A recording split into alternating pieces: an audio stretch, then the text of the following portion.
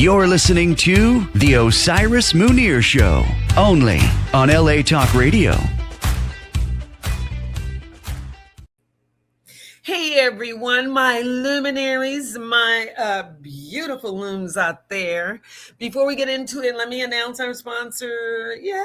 Kevin Pike, Senior Real Estate and Probate Specialist of Coldwell Banker. If you want to reach him, 818-571-1508. He can take care of all your real estate needs. And now back to the show.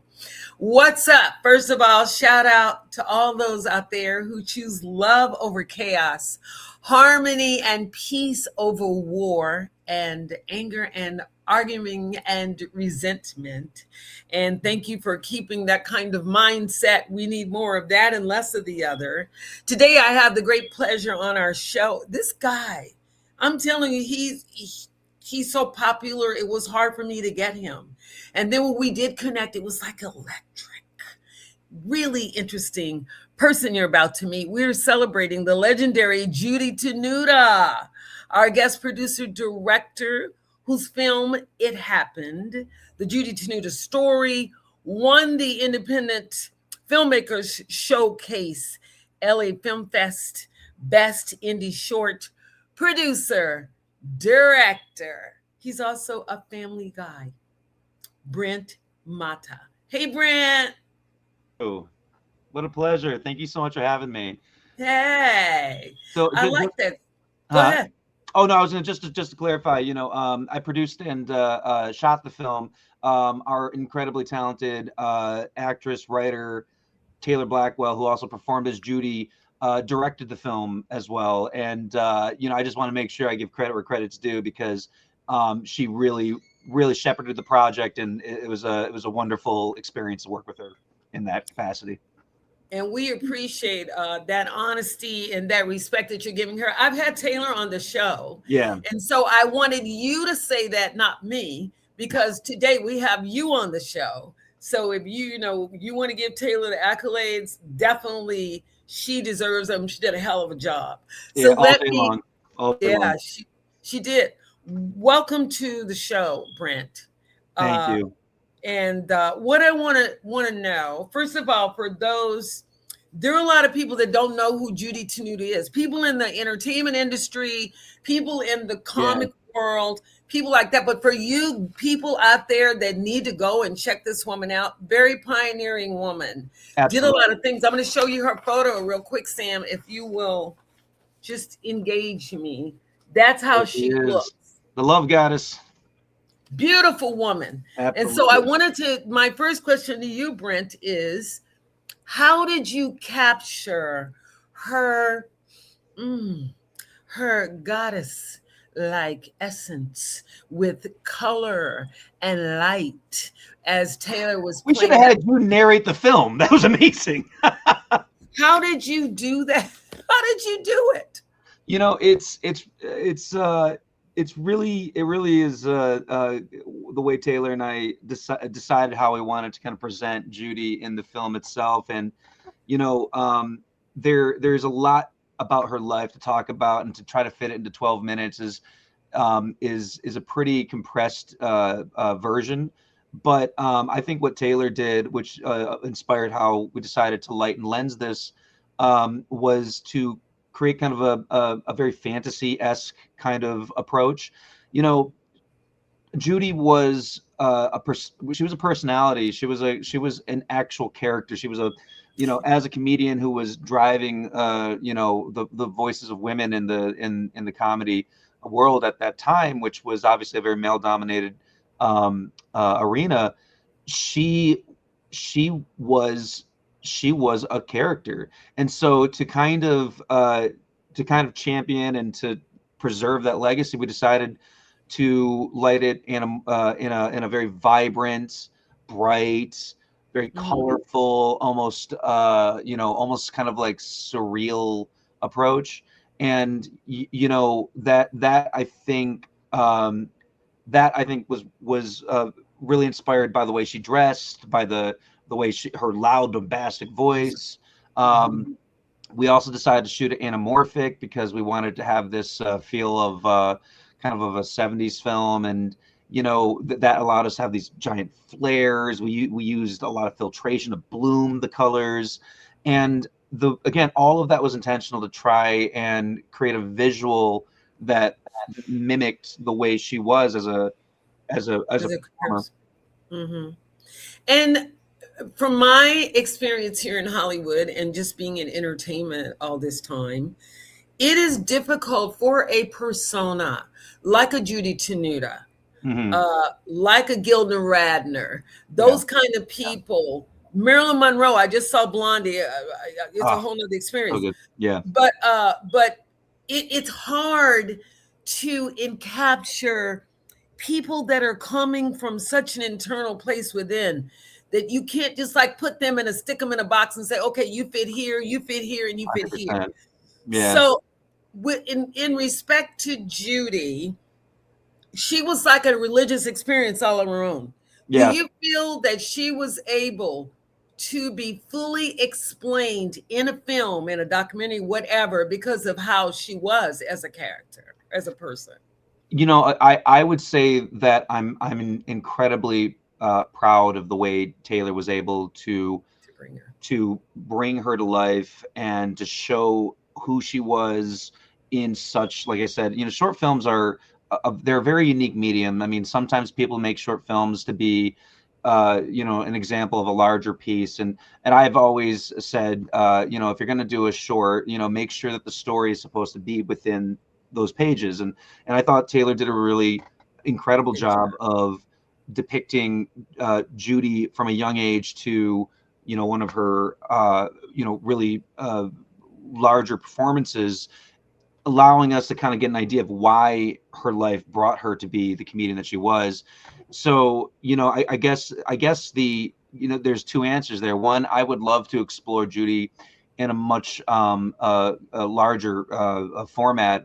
In fact, her partner Vern and I are currently working on a documentary, which I think would do her a lot of justice, because she was so ahead of her time. She was. Especially among the comedians who happened to be women at that time, like Ellen DeGeneres and Rita Rudner and Paula Poundstone. She was just so her own thing among all of those comedians who all deserve recognition. But I just think that she was so unique in that world, and it would be really incredible to be able to tell a further exploration of her story. But the other side of that is, I think that there was only one way we could tell her story in such a short period, which is let it be colorful, let it be cartoonish, let it be almost like Monty Python and abstract. And that's the way we approached it. And I think that's something that if you get to see the film, you'll get a better understanding of like who she was when she was that performer. Well, what I like about her story and what you've done and what Taylor has done to emit her persona properly is that this woman wasn't just a comedian. She was sexual, sensual, in a time where, like, again, I'm comparing Marilyn Monroe in her persona, not as an actor or anything. Right.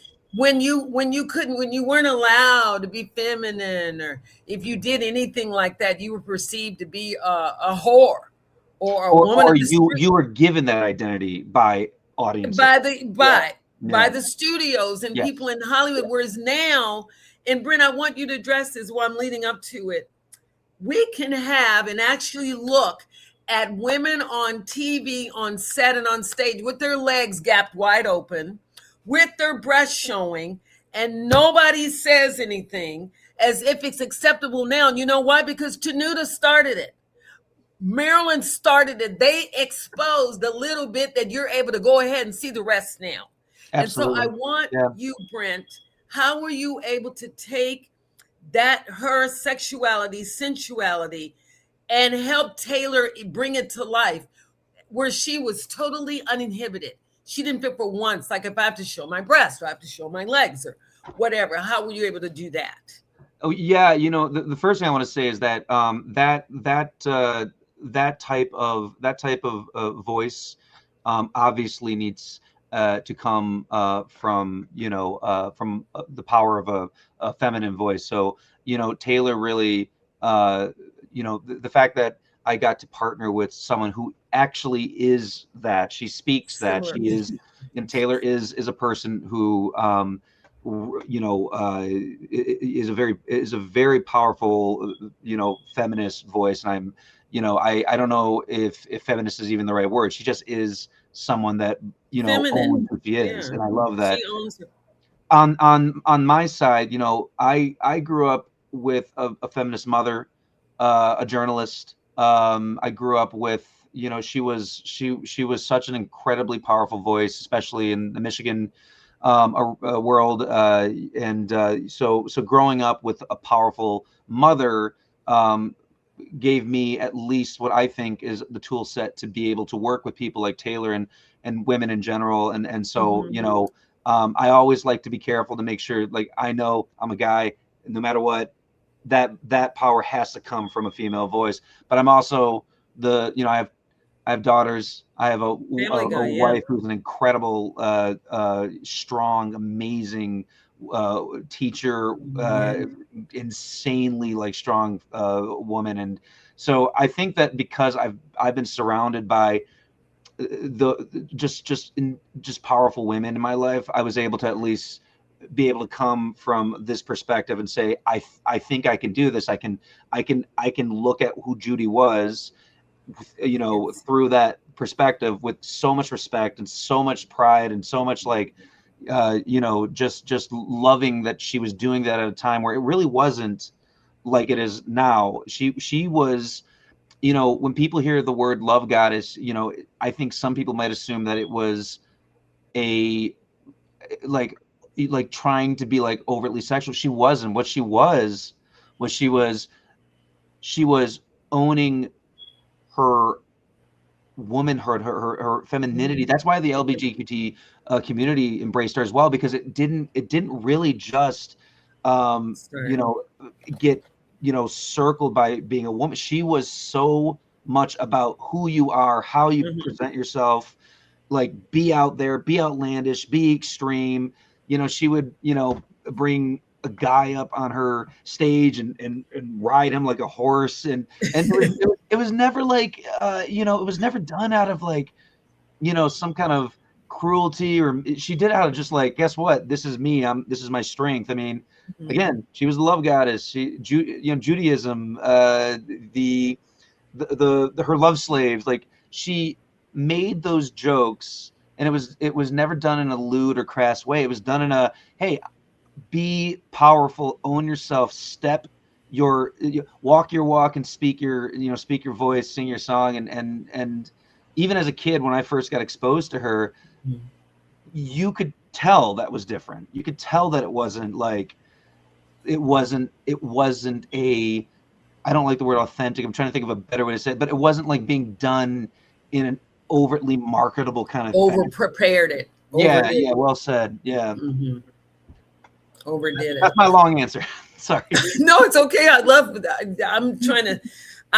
that you took on the assignment of doing the Tenuta story, because it's really important for people to know what kind of path, what kind of road these people have opened up for these things to now be talked about in a safe space. Absolutely. Because back in the day, come on, we couldn't talk about these things, but now we have a male director, Brent, who is able to capture a woman that was oozing with sensuality. Although it was in a comical platform and in a comedic way, she was not afraid to express that. She was not afraid to be sensual. Yeah. Even though in that time, which again, to me, makes her an iconic, definitely needs to be looked more into person. I couldn't agree more. So what do you think about that, Brent? I couldn't agree more. I mean, it's really, for people who don't know Judy, I encourage them to look her up, check out her stand up, check out some of her interviews. I was exposed to her by watching a cartoon called Space not Space Ghost. I'm sorry, Dr. Katz, which was Dr. Katz. I remember Dr. Katz. Yeah. Jonathan Katz, wow, that's an comedian. old one.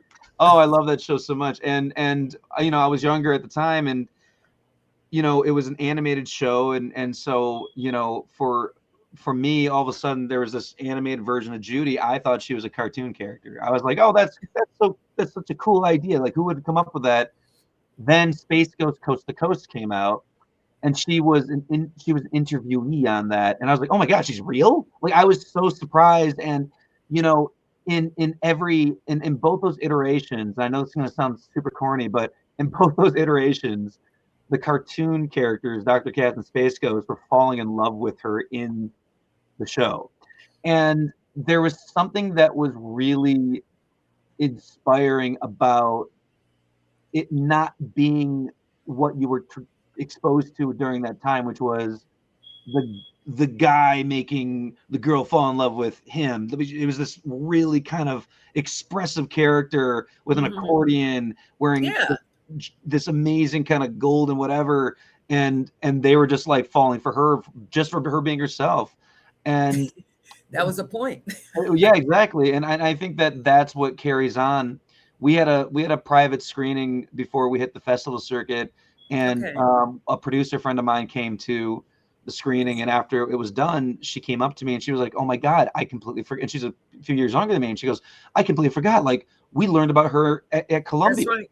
And I just was like, oh my gosh, that's why I think Judy deserves some just a platform to just keep people aware of a voice that was very unique and very much empowering, not just women, but just everybody, people in general, to just be who you are. And that's what makes her special.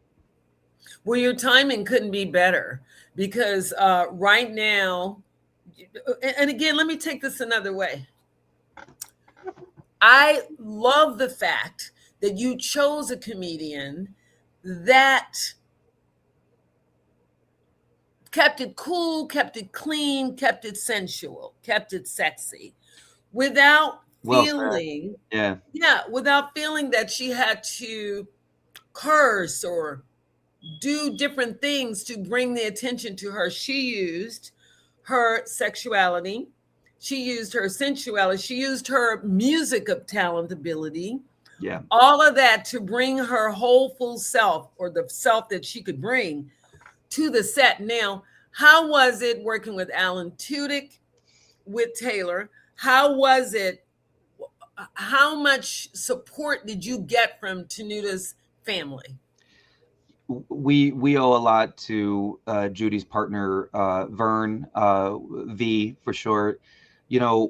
When Taylor told me she had a project, I'd known Taylor for a few years at this point. And I said, hey, if you ever have a project, hit me up. I thought she was, I thought Tay was just incredibly smart. And I was like, okay, she's going to have something, and I want to be a part of that. Right. And when she was like, have you ever heard of Judy Tenuta? And I was like, oh my God, I love Judy. So she had the script she had been working on, and Tay, being a musician herself and being, an artist and a performer and playing accordion, was really, it was the stars aligned, and she really wanted to do a film about her and play her. And then, of course, the stars aligned because I was a fan. And so I was like, listen, I'm going to cold reach out to her partner. I did some research. I'm like, I'm just going to see what he says. And he was incredibly gracious. He took our call. He found that we weren't a couple of schlubs, that I come with 18 people. Yeah, crazy people. I come with 18 years experience in the industry, and Taylor is a respected actress. Very gifted, yeah. Yeah, so he felt, I think, safe with us, but he went one step further, which was he allowed us in Judy's home, and that was just a beautiful invitation. And we got to really get a sense of who she was in her private life, which was I think incredibly important to be able to like create the performer that was Judy, you needed to know who she was behind closed doors. Taylor took the time to meet with her family, her brothers. We got to look at pictures of her as a child with her parents. I mean, her mother was such a huge influence on her becoming a performer. Judy, yeah. Yeah, Judy's mom. And you know, there was something bittersweet about it, because you know, when you ostensibly meet someone, you know, after posthumously, you feel grateful that you get to have that invitation into their world, but you also feel very sad that you don't Didn't get to meet them. You don't get to have that interaction. So I'm incredibly grateful, and you know, for Vern letting us you know, walk into her home and feel her energy. And you know, I truly felt like there was a presence of her during this whole process. And I was going to say that. I felt that from you. Like, didn't you feel her? Because she was felt. I mean, people like that, to me, it's hard for them to, even if they pass away, it's hard to not feel them, because they had such a large auric field or auric presence while they were alive. You know, so what about Alan Tudyk? How was it working with him? Alan was the man. I mean, we had a few conversations with some other name talent. You know, Judy was really good friends with Weird Al, and Weird Al had considered coming on to play the role, and was actually just his schedule didn't work out. But Taylor worked with Alan on Resident Alien. She played Alan's daughter, and so she had reached out to Alan, and Alan, without even, you know, skipping a beat, was like, yeah, totally, just totally. Yes. And honest to God, there probably wasn't anyone better to come on and do that, because Alan is such an incredible actor, but he is so stinking humble and kind and gracious with his time, that to come onto a film that's you know, it was only a 2-day shoot. It was very small, but to come in and just like immediately perform, and to be he's a Disney legend, you know, he's the face that you see in everything. Everyone recognizes him.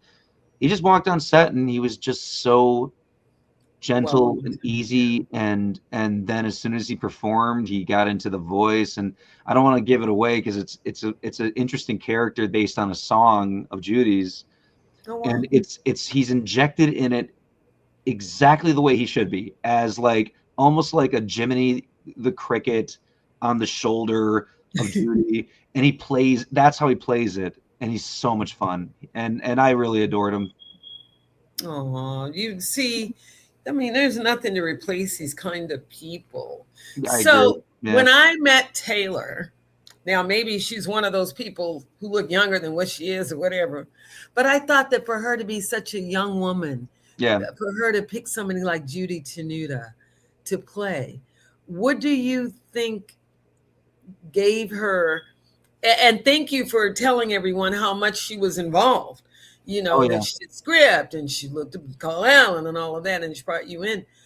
What do you think gave her the necessary energy to remove her youthfulness and really take on the persona of a Judy Tenuta? And I found it interesting that she just happened to play the accordion, right? I know, right? That's interesting. Yeah. Like it was meant to be. Yeah, I mean, the reality is the more you speak with Taylor, the more you realize she's an old soul, and she has a genuine curiosity about life and about the why, and the connective tissue that's, you know, beyond the physical. And I think that intuitiveness allows her to easily find like pathways to certain people that help her get her projects together. She's just a really, really good human being. And I think that when you get to know people like that, you realize that they don't become too obsessed with the trendiness of whatever their age group is. Yeah, And they try not to. They don't fit the mold. They're themselves. She's a hundred authentic. 100%. And I think Yeah.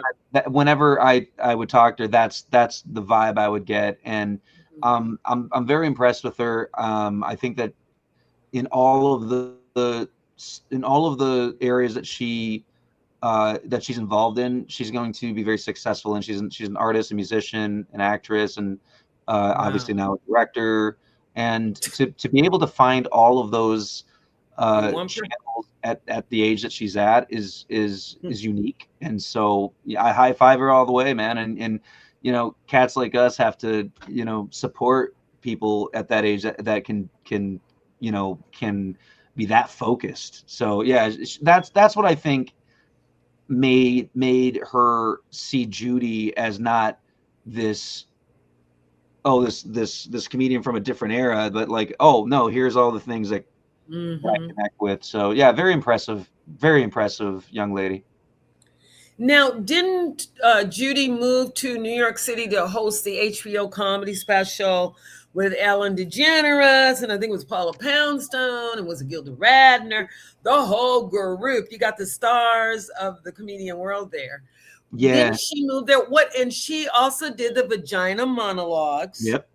So, how out of the box were these things back then, and you were able to focus on those in your film, in your short?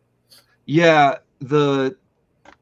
obviously the Women of the Night comedy special that featured Paul Poundstone and Ellen DeGeneres, and um, women who became kind of the avatar of comedians in that world when it came to female voices.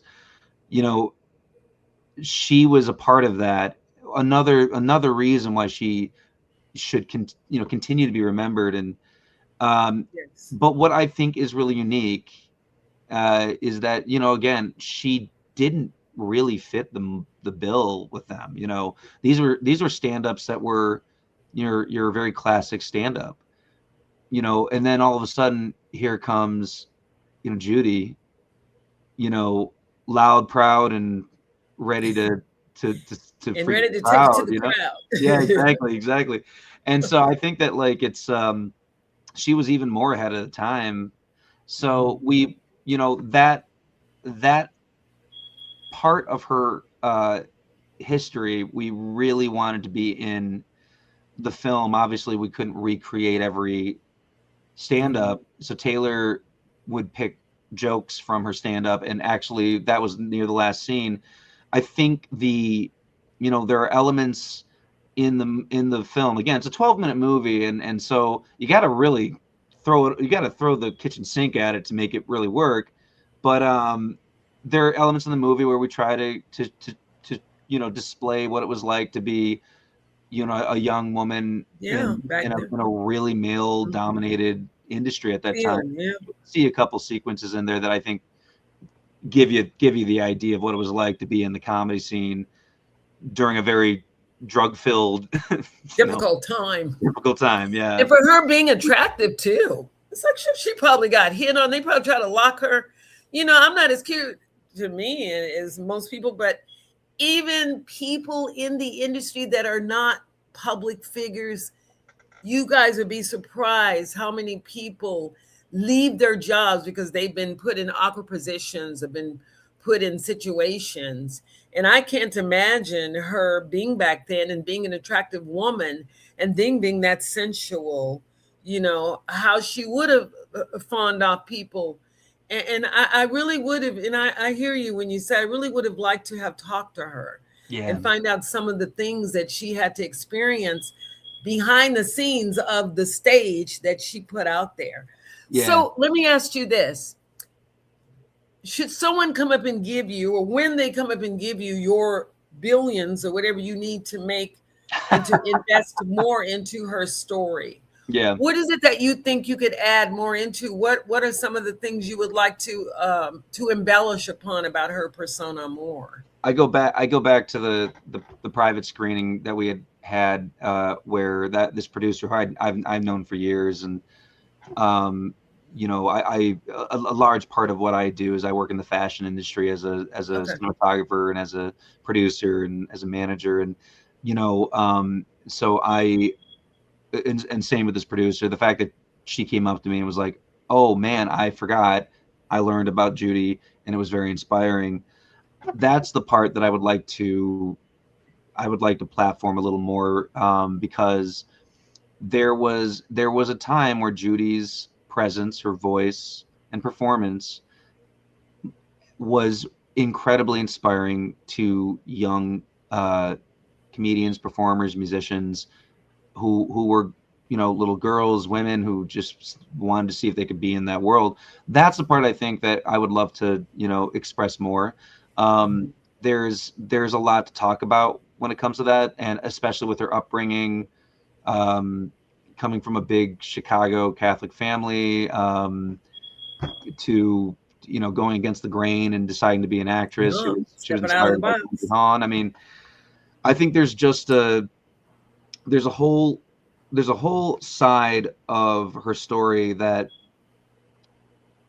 because it ended up developing, like I said, the personality that was Judy Tenuta, I believe would be really inspiring right now, especially since we're getting more and more voices in comedy right now, and strong directors and producers who are women. I think that it's important to see the people that came before and say, look, they did this during a time where it was just harder than hell to at least stand strong.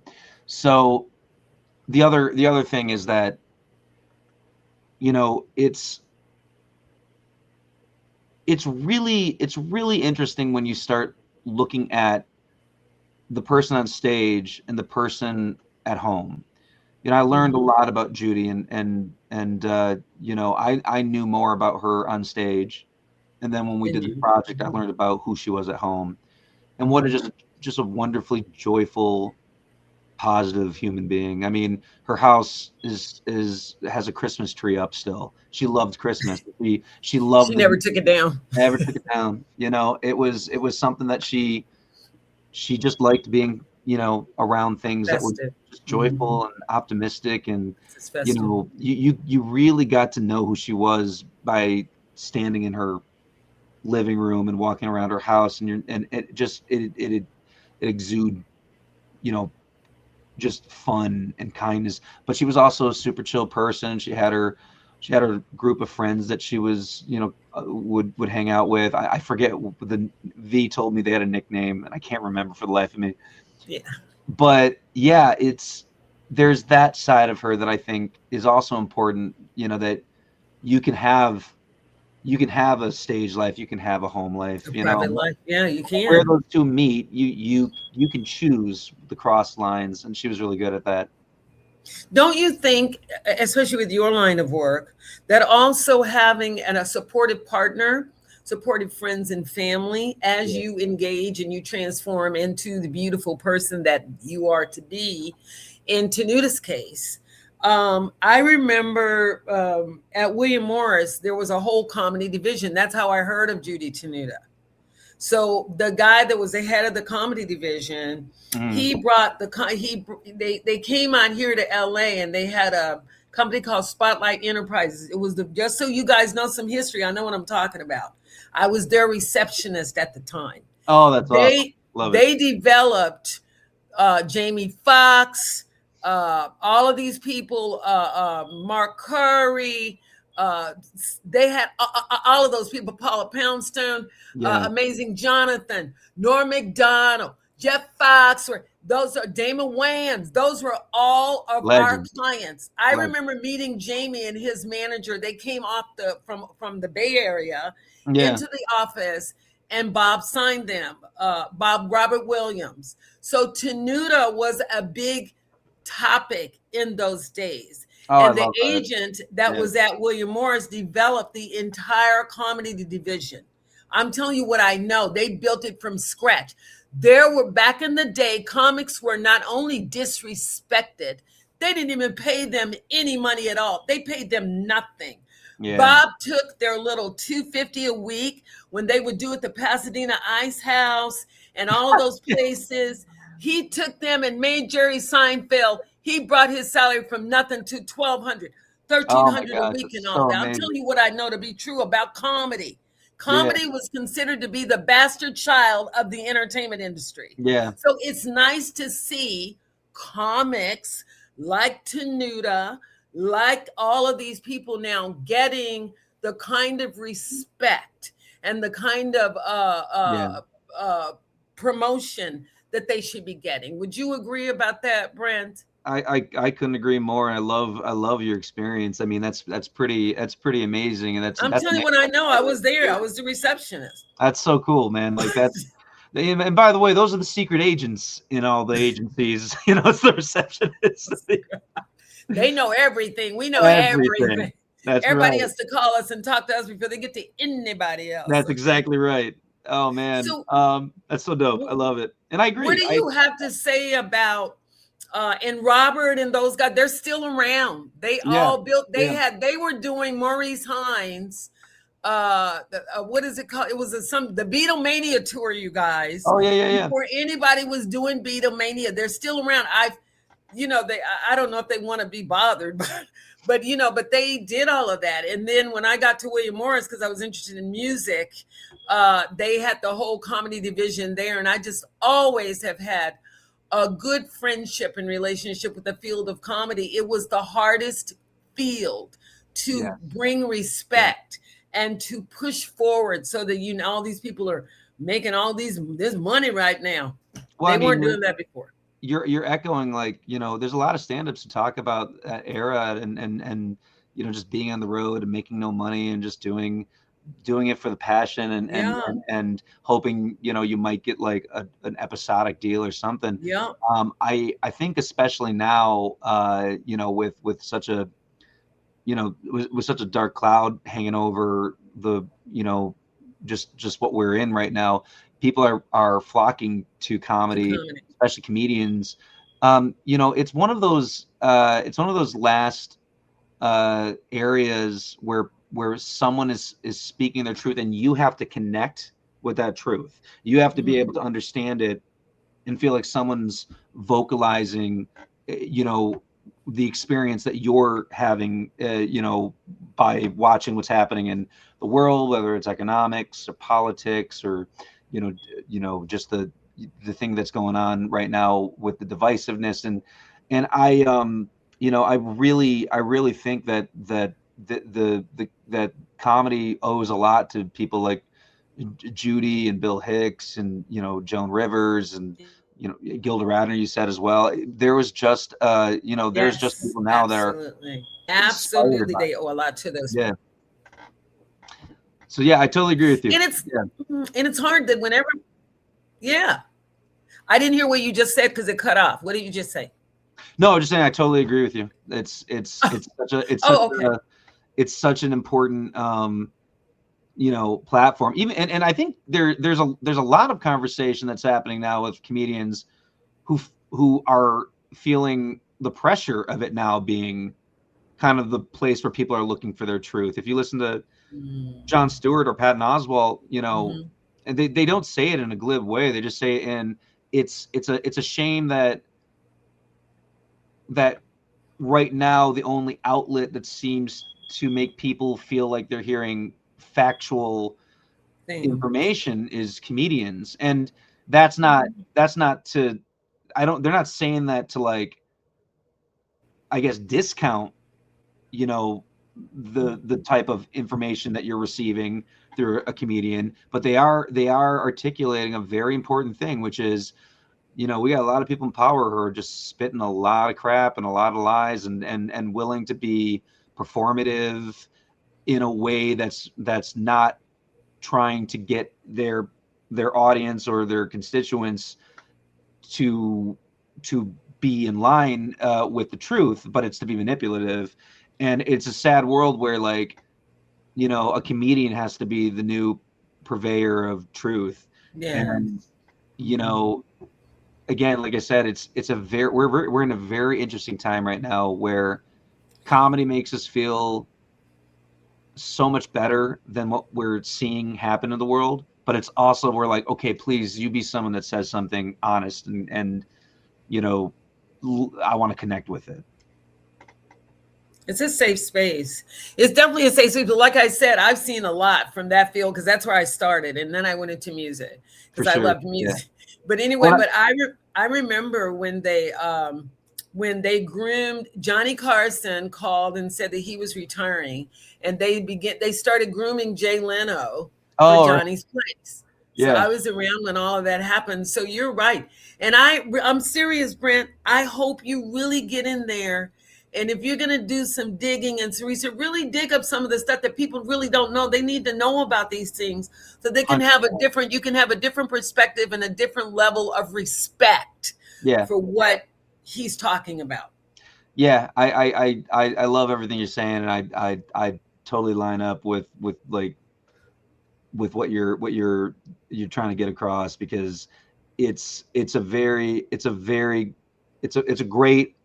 great channel of artistry, because not only does it entertain, but it has the power to give you information to transform. Exactly. Yeah. It has the power to transform. And also, like, going back to Judy being a musician, you coming from music, you know, I grew up as a sax player, and I used to travel in a blues band, you know, growing up in Flint, Michigan, and playing in Detroit. Like, there's something really interesting about musicians and comedians. There's just something that, like, connects in that world that I really, really love and appreciate. It's nice. So we are at time, and I want you to say whatever you need to say before I do all of the closeouts. So do you have anything to say that those aspiring people that do care about history, culture, and opportunity, do you have something to say to those people? Yeah, I mean, do a project where you get to meet someone like you, because I called you because we had the timing wrong, and I got to have an hour conversation with you anyway, and found out you're just like an amazing human being, and it's kind of, you know, I'm not joking. It's kind of cool when you make something and you cross paths with people because of the project, that you're just like, oh man, I feel more inspired and better that I know human beings. I mean, we made this short film, and I ended up at the LA Film Festival meeting the director of the film we produced in December, a feature, and you know, it's a tough racket. You know, arts are not for the faint of heart, and not easy. You know, you gotta, you know, you gotta try really, really hard to get what you are wanting to create, whether it's painting or music or film or writing.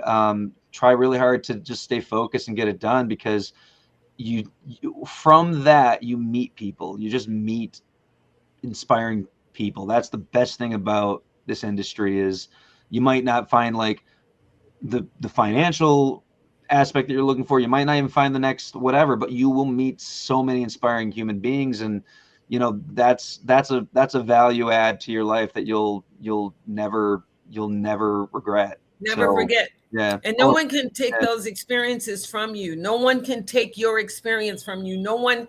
I was there. I know what I've done. I know because I was there when I did it. So 100%. You know, just like Brent was, you know, you've been around all of these things that shape you, and a lot of people aren't loud about what they've done.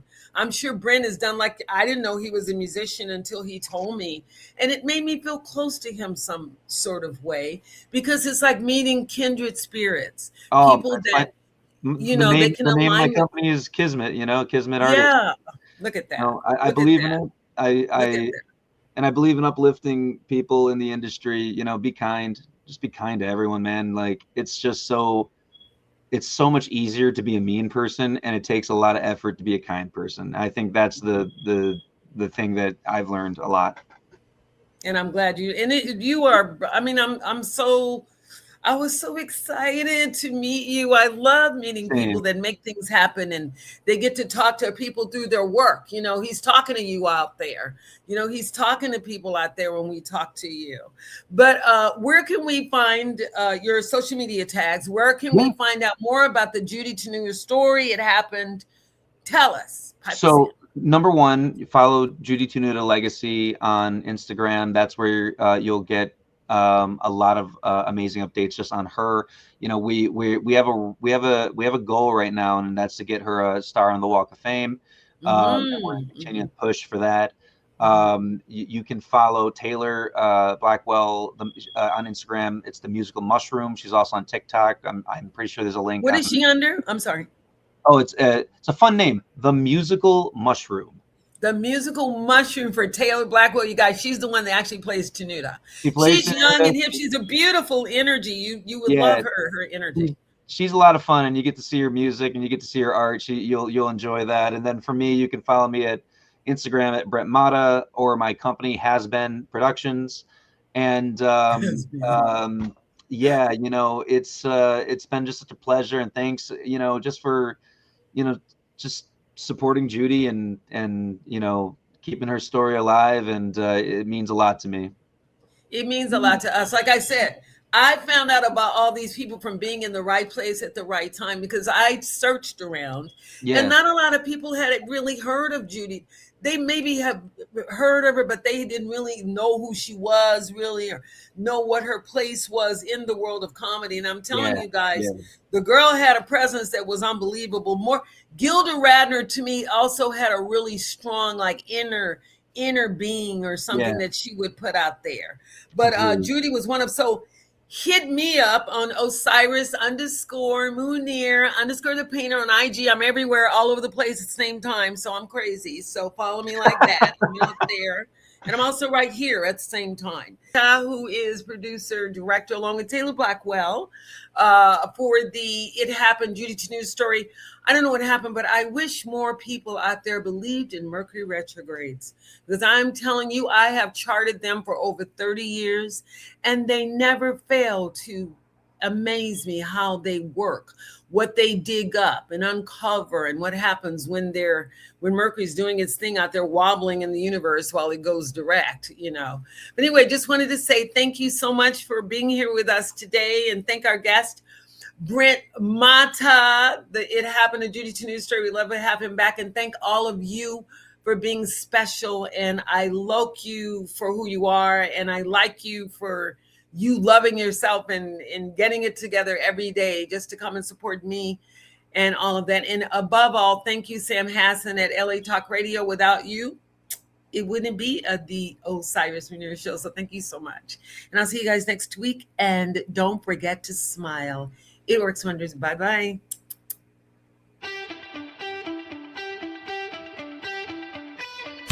You're listening to The Osiris Munir Show, only on LA Talk Radio.